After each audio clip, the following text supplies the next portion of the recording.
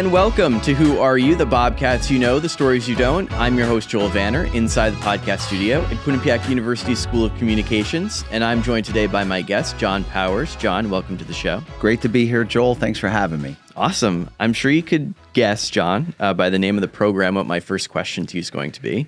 And that is, tell us, who are you? So my name is John Powers. I'm the director of the Interactive Media and Communications grad program here, an assistant professor in the School of Communications, and also one of the co-directors of the agency at Quinnipiac. Did younger John always think he was going to work in the communications field, work at a university? Yeah, that's a great question. And I think it started when I realized at a very young age that I wasn't going to be able to play professional sports because I just loved sports growing up.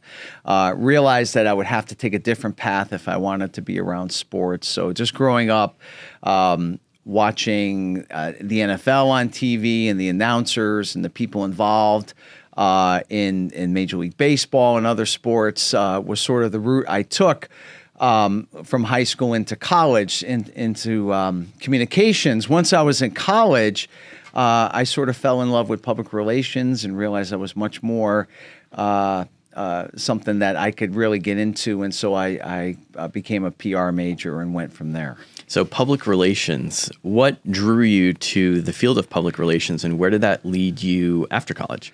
So I just really liked all the different aspects of PR, that it wasn't like tied into just, one sort of skill set, that it was writing and it was strategy and it was, interpersonal communication. And this was before, not to date you, John, but before social media too, right? That is very true. Yeah, Yes, much before that. So this was the old style way of PR with press releases and building relationships with the media and all that sort of stuff, which is still done today.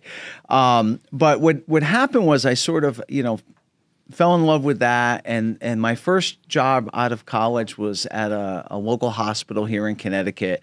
I had really no interest in healthcare, but I also fell in love with working there and worked there for 10 years. I loved it because it just gave me a chance to do everything there. And that is when social media came into existence and things like that also.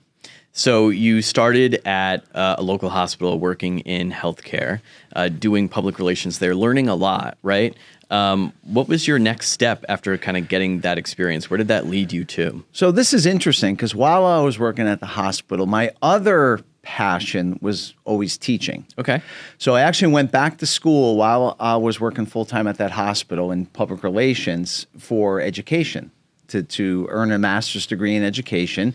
My mom was a school teacher and just something I always loved doing. Kind of ran in the family. Yeah, probably had dinner around homework and everything else on the kitchen table. Exactly. And, it was there was a tuition reimbursement. So other than the time, that was covered.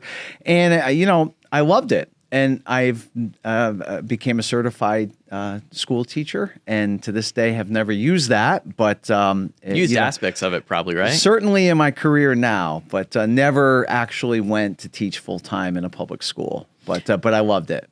So with that education and the experience that you had, what led you to come to Quinnipiac? So I was working full-time as a public relations director at another university, and I was asked to teach one class as a part-time professor in the PR department here. I did that. I loved it. It became 2 classes. It became 3 classes, and it just was getting better and better.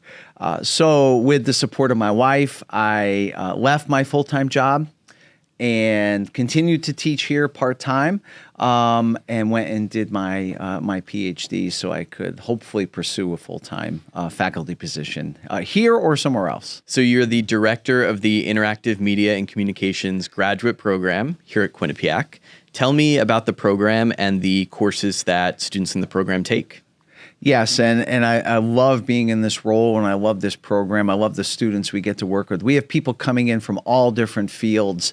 The program itself is very diverse and made up of almost all electives, so students can choose their own path. So if they want to focus on social media management on the graduate level, they can go that route. If they want to concentrate on user experience design and how to develop that sort of content, they can do that. Or straight content creation, audio, video production, podcasts, as we're doing right here, all that kind of stuff.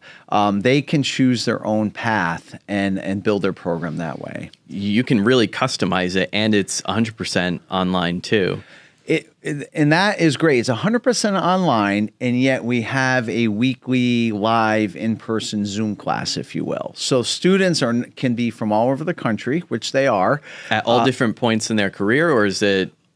The students come from all different points in the career, from right out of their undergraduate program to early career, mid-career. We even have some people who are about to retire or have even already retired. Continuing that education there. Absolutely. And so it's really, to me, and I am biased, but it's the best of both worlds, because people can live anywhere and be in this program. They can do the work asynchronously on their own time or on their own schedule, but they also meet up. So when we have commencement and the ICM program is here together, most of the time those graduates have never met each other in person, and yet they all know each other very well, and they're very good friends, and I love that. That's awesome. And I think, too, today in the age of AI, right, and how artificial intelligence is infusing its way in all industries, but especially communications, being able to customize your program of study for maybe the things that you're strong in, but the things that maybe you don't have the skills and experience in yet either, I'm sure that is really helpful too.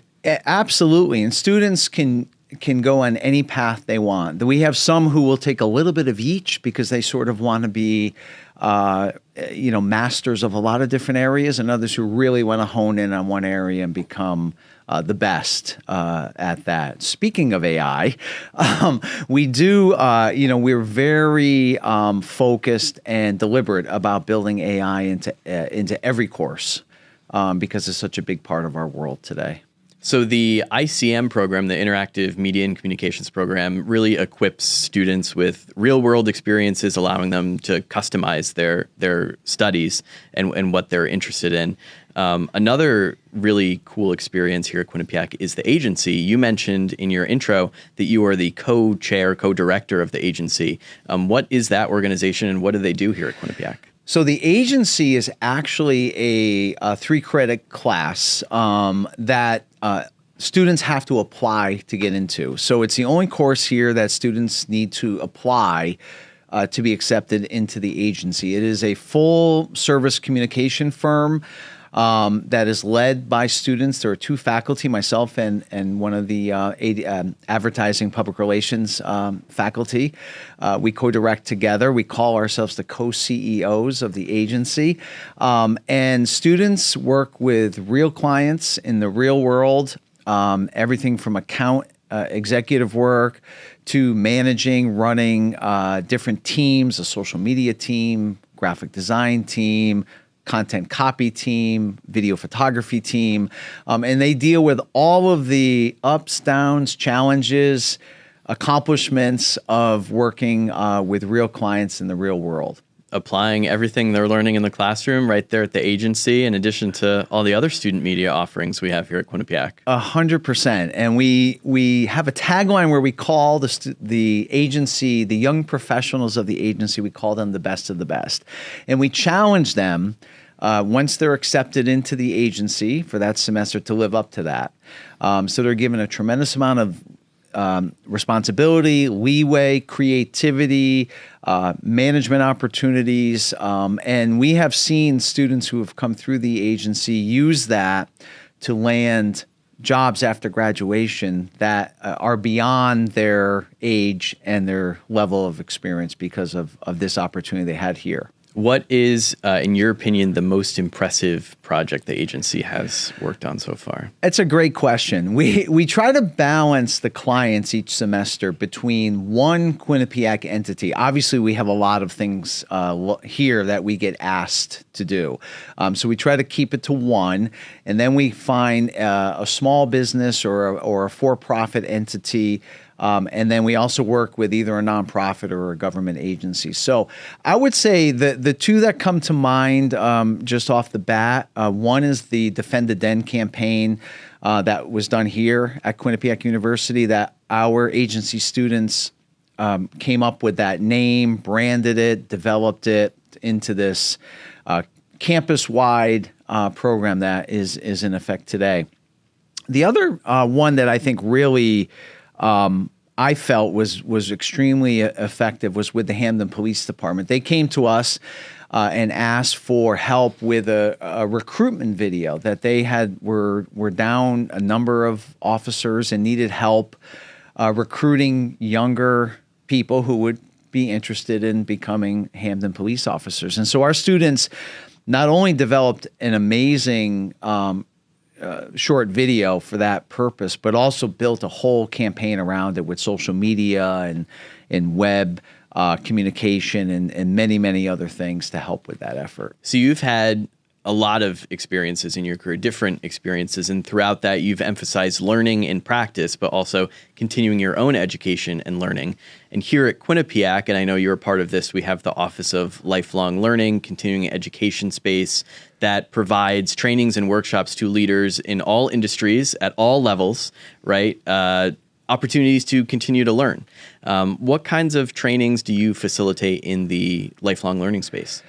So this is something I've really loved to do, is to provide training for leaders from a variety of larger corporations, large nonprofits, other organizations who are looking to learn new techniques to lead their teams, to handle the tremendous change that we all face rapidly in our world, to grow in their career. I think the companies and the nonprofits that are involved in this are really forward thinking and wise to invest in what their employees are doing here. And so I love going in for half a day or a day and leading a group of leaders in all sorts of things, related to transformation and building their teams and learning how to advocate for their employees, but also learning how to engage their employees and becoming involved in change and positive change in their organization. My experience is that these are just invaluable, and the time spent with them, to me, is also really energizing and helps me to grow also. I know you know all the keys, but I took part in a Leading with Impact program through the Office of Lifelong Learning, and I was shocked at how engaging it was. You're not just sitting in a room listening, you're actually doing and practicing and learning what they're telling you right there in that session. And I'm glad you had that experience, because you're absolutely right. There is no lecture. This is interactive and discussion-based and activity-based, and really developing practical skills that they can go back to their office, to their team, and implement to bring about positive change. And it really is encouraging when there are a few groups I work with where I see them for half a day, 1 month, and then a couple weeks later I'll see them again for a full day. And right off the bat, we spend time they're talking about what happened, what things have you tried, and some of the stories they share are great. Not the positives, some of the challenges they still face, but it's really helpful, which I'm sure you experienced yourself, how you can learn from hearing about other people's experiences and roles and all of that. And I do think it's really effective. My last question to you, John, you talked about how these programs help leaders navigate change. You also talked about how in the ICM program, you're teaching students how to navigate change in the field of communications and learn things that maybe they don't have skills in yet. What would you say to those? What advice would you give to people to have them just keep an open mind about continuing to learn every day? Yeah, I think in any field, or in any aspect of life, one of the really positive things that gets me excited is to learn new things. And I think in this day and age, things are changing at such a rapid pace with technology, with AI, with what's going on in the world, with how people interact with each other, with how people get their information. I think it is so crucial for people to be open to new ideas, new ways of dealing with people, of interacting with folks, both as students here at Quinnipiac University or even in these companies when we're involved in lifelong learning training. If someone is interested in continuing to develop professionally and see what lifelong learning and continuing education here at Quinnipiac has to offer, where should they go for more information? So I would encourage anyone from a large corporation, nonprofit, an individual to go to lifelonglearning.qu.edu, see the offerings there, see the information there, reach out, have a conversation. It's a great, great opportunity. Well, John, that brings us to the end of our time. Thank you for joining me. Hope to have you back sometime, and go Sox. I appreciate it, Joel. We need help. Go Yes. Sox. Maybe you can step in there. That's not going to help, but No. I appreciate that. If you enjoyed today's episode, be sure to subscribe, share, and like, and find other episodes of Who Are You on Apple, Spotify, and YouTube podcasts. Until next time, when I ask my next guest, who are you? I'm Joel Vanner. Bye for now.